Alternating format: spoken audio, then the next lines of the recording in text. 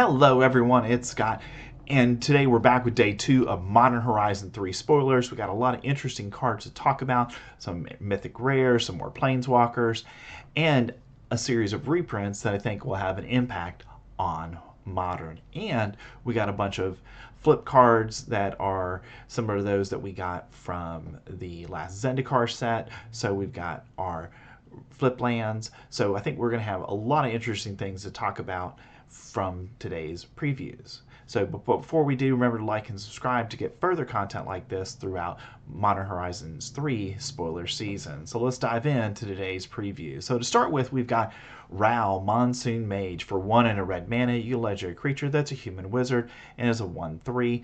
And instants and sorcery spells you cast cost 1 less to cast. So nice cost reduction on Ral here. And whenever you cast an instant or sorcery spell during your turn, you get to flip a coin.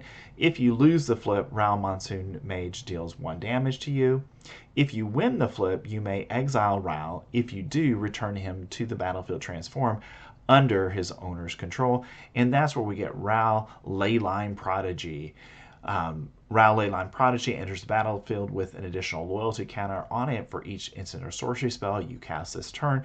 So you get a bonus for each instant or sorcery spell you cast. So we know that Ral will at a minimum have 3 loyalty to start with.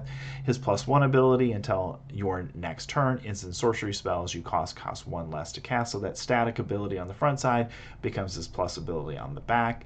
For -2, Ral deals 2 damage divided as you choose among 1 or 2 targets. Draw a card if you control a blue permanent other than Ral. So nice little ability there. Do 2 damage to something and then draw a card because you're going to have other blue permanents on the board as well. And for -8, you can exile the top 8 cards of your library. You may cast instant and sorcery spells from among them this turn without paying their mana cost. So that's your big payoff. But you're probably not going to get there very often with that one unless you cast Ral in a situation where you've already cast 3 or 4, maybe 5 spells before you're able to flip him. So I don't know how possible that -8 ability is, but if you do get it, it's going to be powerful in the game. Next, we've got Grist, Voracious Larva. For a green mana, you elect your creature that's an insect and is a 1/2 with Death Touch. And whenever Grist, Voracious Larva, or another creature enters the battlefield under your control, if it entered from your graveyard or you cast it from your graveyard, you may pay 1 green mana. If you do, exile Grist, then return it to the battlefield transformed under its owner's control. So basically, this is a card that really relies on the graveyard, and we definitely have some other graveyard synergy cards in the set, so we'll have to see where those all fit together. Now, on the backside, you get Grist, the Plague Swarm, who's a legendary planeswalker with 3 loyalty, and for +1 you can create a 1/1 black and green insect creature token, then mill 2 cards, put a Death Touch counter on the token if a black card was milled this way. Then for -2 you can destroy an artifact or an enchantment, so nice ability there on Grist. And then for -6, for each creature card in your graveyard, create a token that's a copy of it except it's a 1/1 black and green insect. So that -6 ability may not seem like a lot, but the important thing is you're copying the card, which means that all the abilities on the card are going to exist, but the power and toughness are only going to be 1/1. But that may, in the big scheme of things, not be that important. So I think, Grist, just like Ral, is going to have some playability in Modern going forward. Next, we've got some blue cards for the day, and the first is Shadow of the Second Sun. For 4 and 2 blue mana, you get an enchantment, that's an aura, and you get to enchant player. At the beginning of enchanted player's post-combat main phase, there is an additional beginning phase after this phase. The end step happens after the added untap, upkeep, and draw step. So very powerful card here from this set. Basically, you get a second upkeep, untap, and you get to draw a second card every turn for 6 mana. So I think if you can get this on the field, it is certainly a card that's going to accelerate your chances of winning the game because you'll be able to attack with all your creatures, you get to untap them, And also, you get to use your mana twice. You can use it in your first main phase and then reuse it again then in your second main phase. So, very powerful card in Modern that we're getting here. Next, we've got Harbinger of the Seas for 1 and 2 blue mana. You get a Merfolk Wizard, that's a 2/2. And non-basic lands are islands. So immediately this is going to go into our Merfolk deck because the ability to make non-basic lands become islands is a very powerful ability. We see this on Blood Moon in red, where everything becomes a mountain. That's at a minimum a sideboard card in red decks in Modern. So I think this is going to have an equal playability, even though it's a little bit more fragile because it is on a body. Next, we've got some reprints for today, and we've got first Bria, Ethereum Shaper for a white, blue, black, and a red mana. You get a legendary artifact creature. That's a human, and as a 4/4.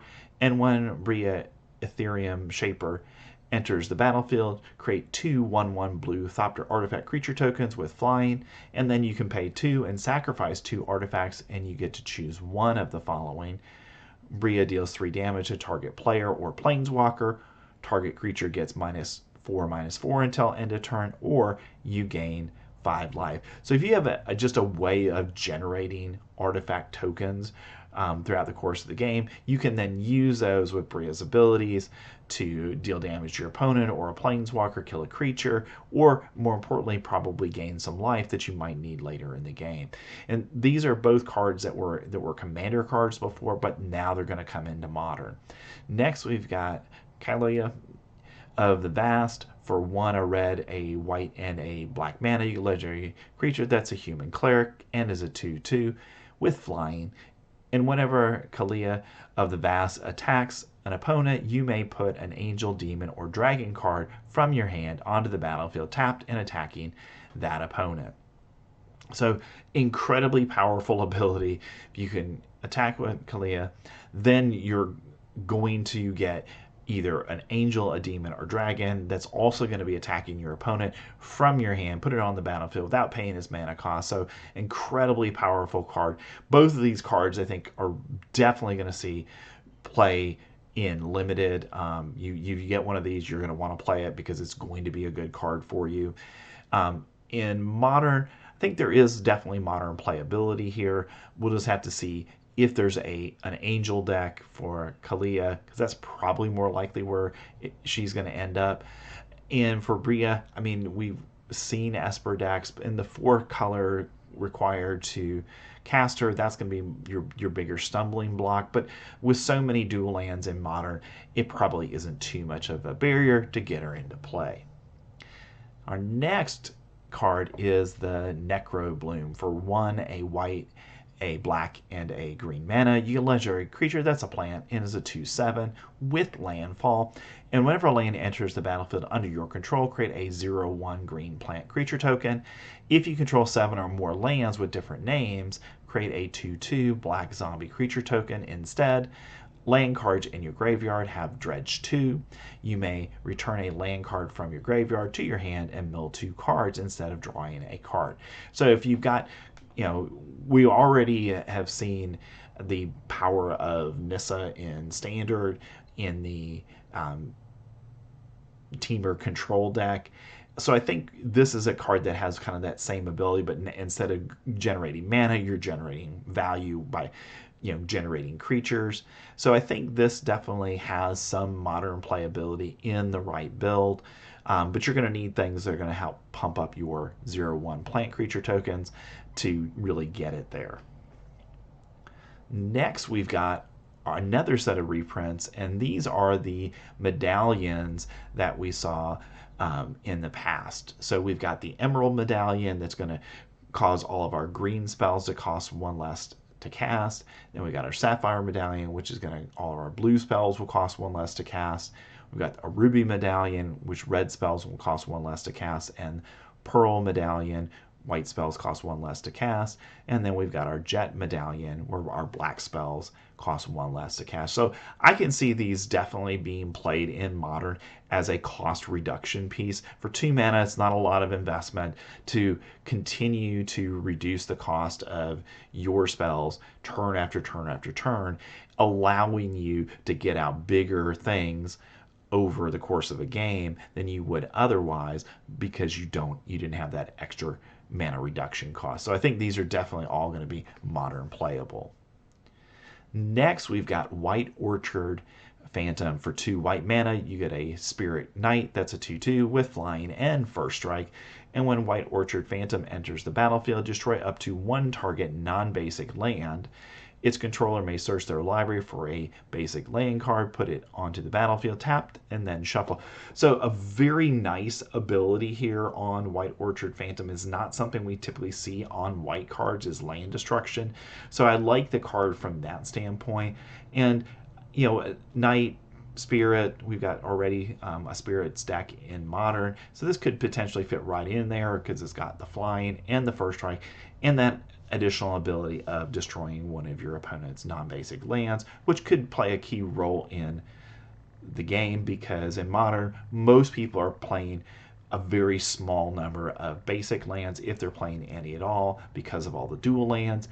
So the ability to destroy a non-basic land, and your opponent have to go get a basic from their deck, or otherwise they lose that mana, I think is a really powerful ability. Next, we've got Kurik, Son of Yawgmoth. For 4 and 3 Phyrexian black mana. You get a legendary creature that's a Phyrexian horror minion and is a 2/2 with lifelink. And instead of paying a black mana, you can pay 2 life as part of the casting cost of Son of Yawgmoth. For each black mana in a cost, you may pay 2 life rather than pay that mana. Whenever you cast a black spell, put a +1/+1 counter on Kurik, Son of Yawgmoth. So let's unpack this for a second here.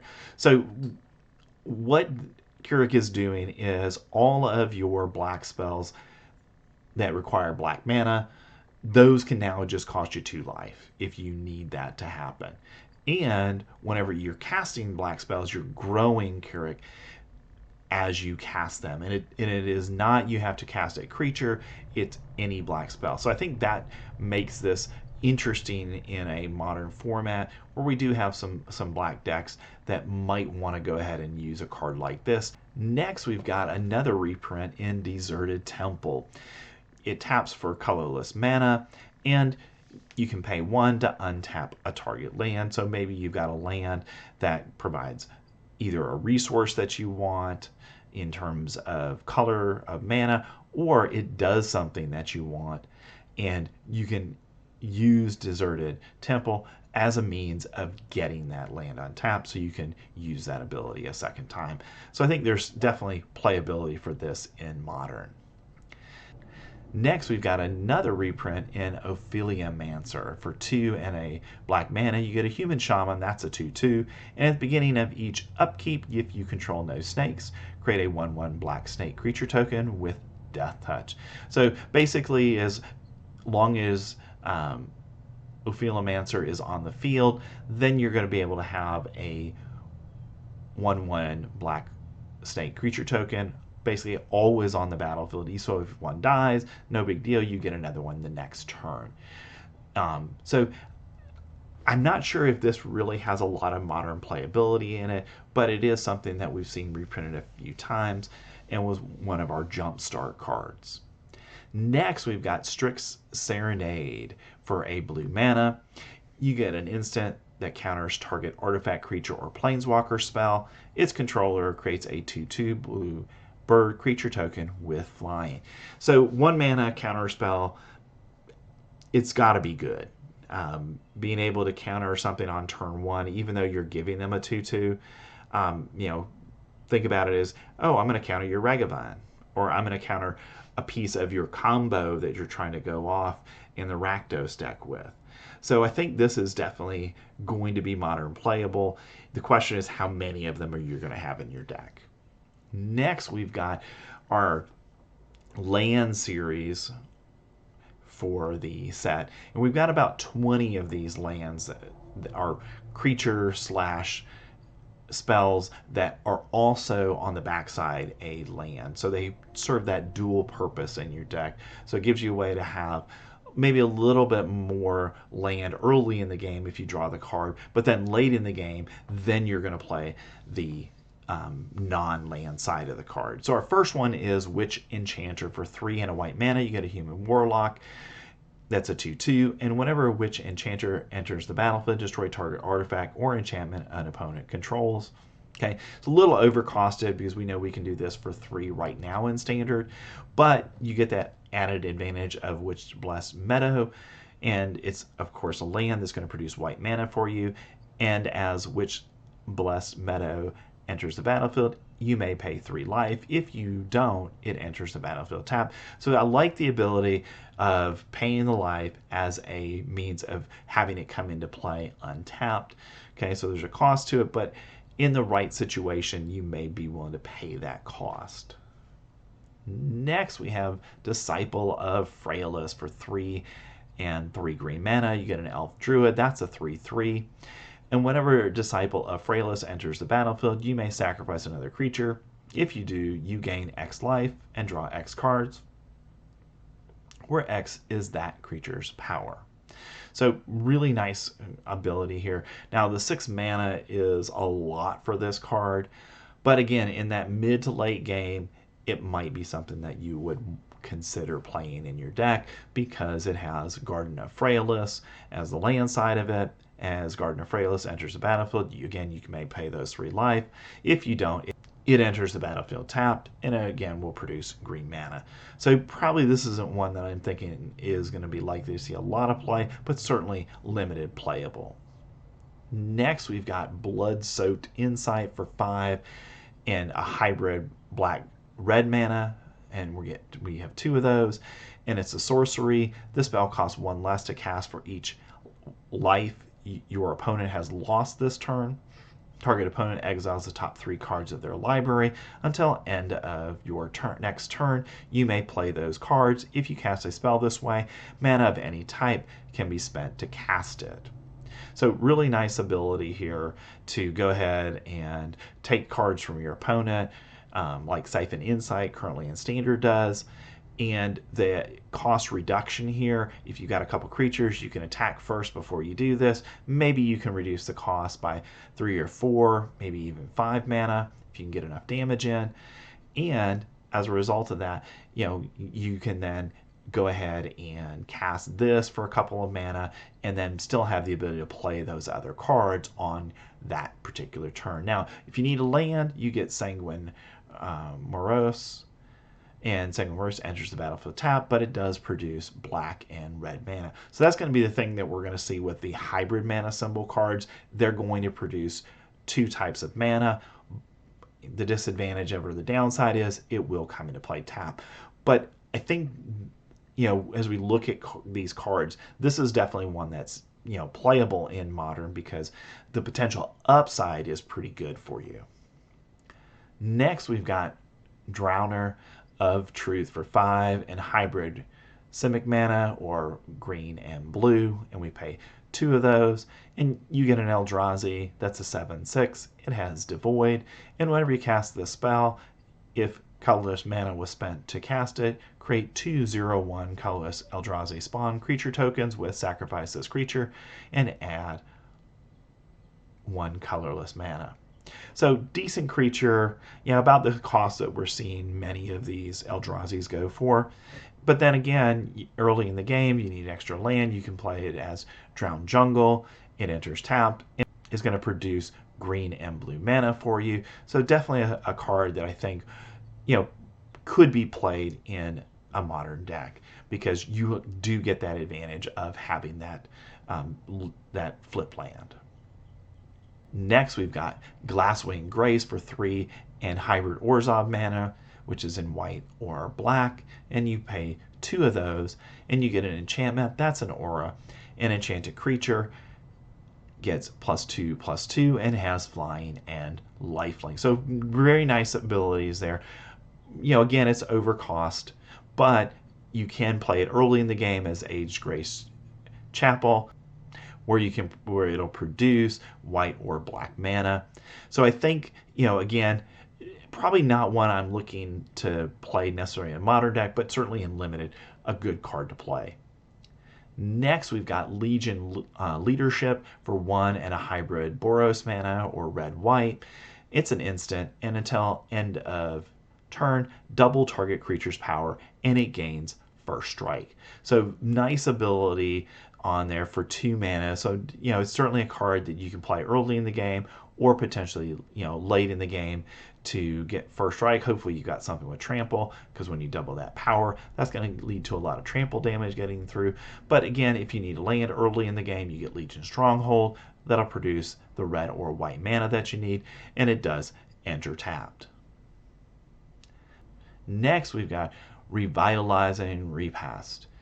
For a hybrid Golgari mana, you get it's black or green that you need to pay. You get an instant, and you get to put a +1/+1 counter on target creature. It gains indestructible until end of turn. So for 1 mana, definitely playable in Modern as creature protection from removal spells. And then if you don't need it and you need a land, you can play it as Old Growth Grove. It'll come into play tapped, and it'll produce black or green mana for you.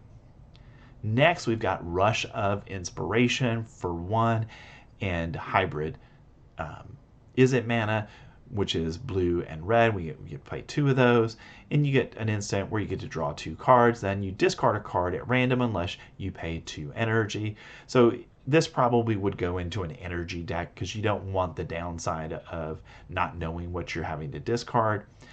And the upside of this is if you can pay that, you're just 3 mana, draw 2 cards, which isn't a bad rate for that. And then if you need it again, you can play Crackling Falls. It'll come into play tap, but you get blue or red mana when you do tap it for mana later in the game. And next it brings us to Strength of the Harvest for 2 and a hybrid Selesnya mana, which is green or white. You get another enchantment. That's an aura. And enchanted creature gets +1/+1 for each creature and or enchantment you control. So this is the one of these I think is the most playable in Modern right now, because we already have an Enchantress deck in Modern, and this I think just perfectly fits into that, because you're going to be using auras and creatures and enchantments to build up your team. So this, even though it's 3 mana, it's a little bit high in cost, but that ability just to really take advantage of every single creature and or enchantment that you have on the battlefield should bring something to a pretty high level of power and toughness. And if you can give it trample, that might just be what you need to win the game. Now, early in the game, if you need extra mana, you get Haven of the Harvest. Okay, it's going to come into play tap, but you get that green or white mana from it.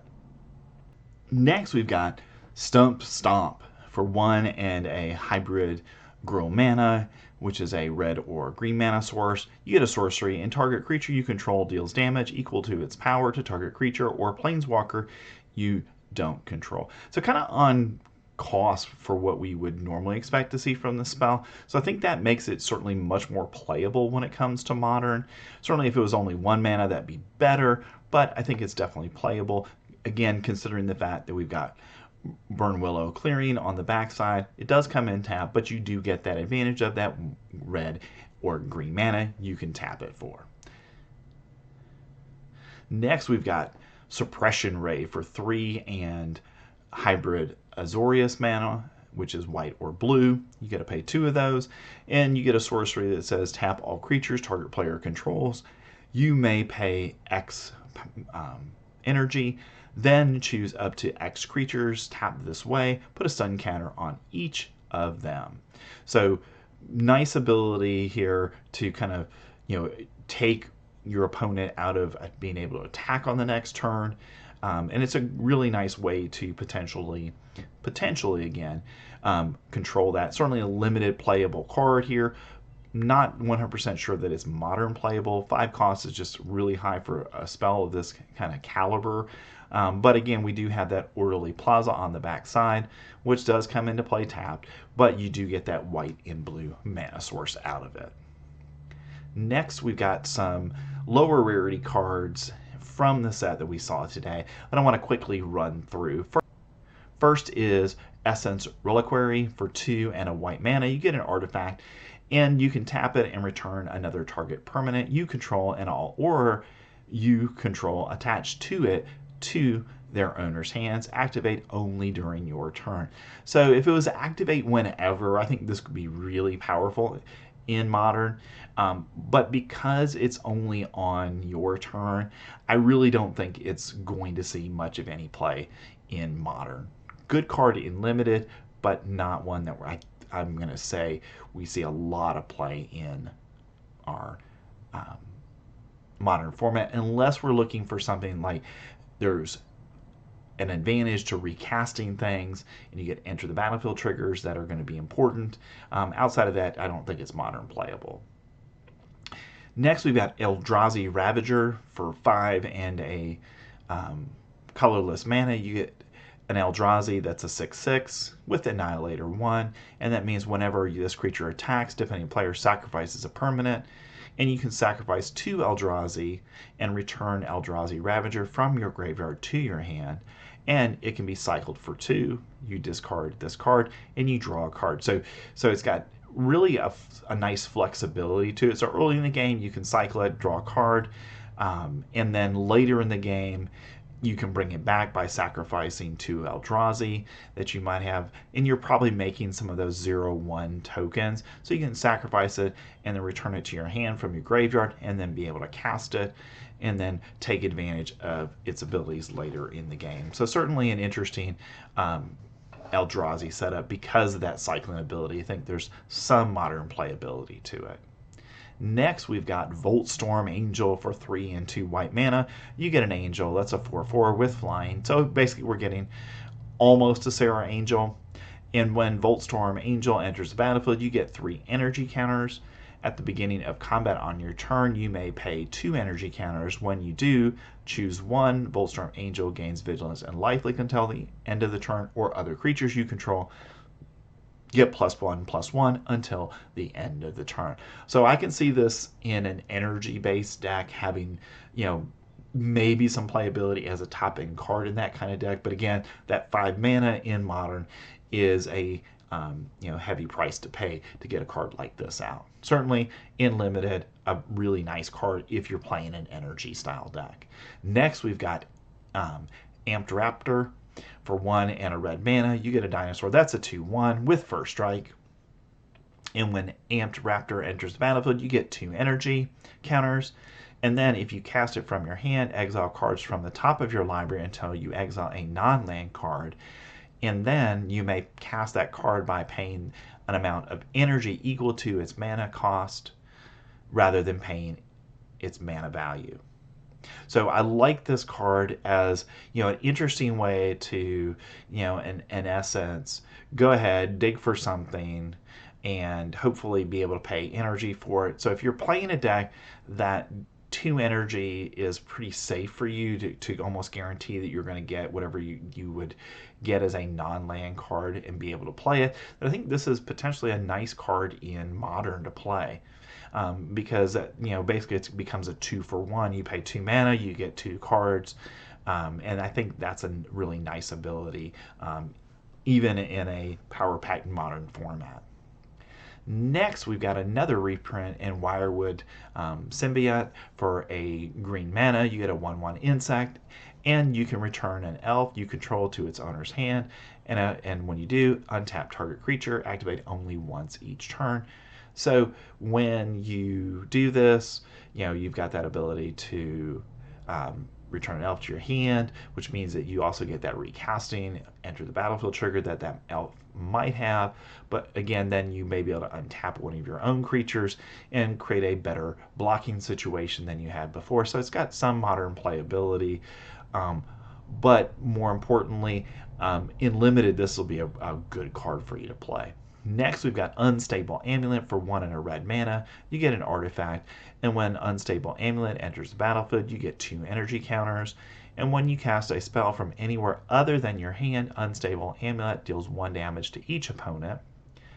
And you can tap it and pay 2 energy and exile the top card of your library. You may play it until you exile another card with Unstable Amulet. So basically you're guaranteed for that 2 mana to be able to exile a card from your deck that you can play, and when you do, you're going to do it 1 damage to your opponent. And we do have a lot of cards in red that exile cards rather than draw them into your hand, so getting the added benefit of this over the course of a few turns, doing a little bit of extra chip damage to your opponent might make this something that has some playability. Next, we have another of our reprints, and this one's Worn Power Stone for 3 mana. You get an artifact, and Worn Power Stone enters the battle with tap, but it does tap for 2 colorless mana, which is a great way to ramp yourself up early in a game. All right, we also got a couple of reprint lands. We got Barbarian Ring and Cephalid Coliseum. Okay, and both of these are lands that tap for a color, and then it does 1 damage to you when you do tap them for that color of mana. But they both have Threshold, and Threshold means that you sacrifice the card, and it has an ability based on that sacrifice trigger. So Barbarian Ring, you pay a red mana, you sacrifice it, and it deals 2 damage to any target. And again, you can only do this if you have 7 or more cards in your graveyard. So it's kind of a late game, hey, 1 mana, do 2 damage to something. And Cephalid Coliseum does the same thing. You can tap it for blue mana. When you do, it does 1 damage to you. And its Threshold ability, you pay a blue mana, and then you sacrifice it, and target player draws 3 cards, then discards 3 cards. You again only activate this if 7 or more cards are in your graveyard. So again, I think these are nice cards. Whether they're going to see a lot of modern play, I don't think so. I think we've got better options in modern. But in limited, I think they're a nice little reprint set that we're going to see. All right, those are our previews from Modern Horizons 3 from today. Lots of cards to talk about, lots of nice reprints, and some interesting new cards that I think are going to have an impact on the format. So stay tuned for more Modern Horizons 3 spoiler videos throughout Modern Horizons 3 spoiler season. And at the end of the season, we'll do some top 10 list of the best mythics, rares, and uncommons from the set that are likely to see some modern play. Thanks for watching to the end of the video, and I'll see you next time.